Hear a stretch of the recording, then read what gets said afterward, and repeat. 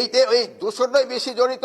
এইটা এলাকাটা হলো বনশ্রী এলাকা, যে এই ঘটনাটা ঘটছে এটা আমার নজরে আছে। এখানে ওই জায়গায় যে আমার আইন শৃঙ্খলা বাহিনী যারা লোক আছে, আমি তাদেরও যদি কোনো গাফিলতি থাকে আমি তাদেরও আইনের আওতায় আনবো। আপনারা শুনছেন তো, বোরার কথাটি শুনলেন তো। গতকালকে যে কাহিনীটা ঘটেছে সেখানে ফুটেজ ক্যামেরা ছিল, সিসি ক্যামেরা ছিল, সেখানে 3 থেকে 4টা মোটর সাইকেল ছিল। তো প্রকাশ্যে সে জায়গা গুলি করছে, তো এতক্ষণ লাগে কেন তাদের ধরতে? বাংলাদেশে আইন কি করে? বাংলাদেশে আর্মি কি করতেছে? ডিবি কি করে? সিআইডি কি করতেছে? পিবিআই কি করে? র্যাব কি করে? তাদের কি সরকার টাকা দিয়ে দিচ্ছে না দেশের জন্য? তাদের তাদের কেন দায়িত্ব নেই?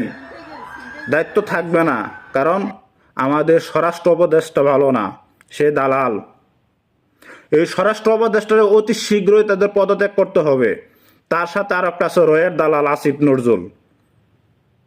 এই দুইটা উপদেষ্টাকে অতি শীঘ্রই পদত্যাগ করতে হবে।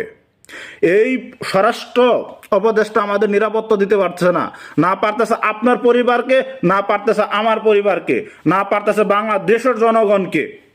সে ব্যর্থ, সে বুড়া, তার এখন দেশ চালানোর সময় না। সে এখন ঘরে যায় শুয়ে থাকুক, তাকে পদত্যাগ করাতে হবে। সে বাংলাদেশের কোনো নিরাপত্তা দিতে পারতেছে না, ওনাকে অতি শীঘ্রই পদত্যাগ করতে হবে এবং তার সাথে আসিফ নজরুলকে পদত্যাগ করতে হবে। এই দুইটা দালালকে অতি শীঘ্রই দেশ থেকে পদত্যাগ করতে হবে। তাদের আমরা উপদেষ্টা চাই না। আপনারা সবাই প্রতিবাদ করবেন এবং আপনাদের প্রতি জায়গার থেকে আপনারা প্রতিবাদ করবেন, কারণ আপনার নিরাপত্তা দিতে পারতেছে না, আপনার পরিবারের নিরাপত্তা দিতে পারতেছে না, আপনার দেশের নিরাপত্তা দিতে পারতেছে না। তাহলে আমরা উপদেষ্টাকে দিয়ে বাল ফালাবো? এই উপদেশটাকে আমরা পদত্যাগ চাই। সবাই প্রতিবাদ করবেন।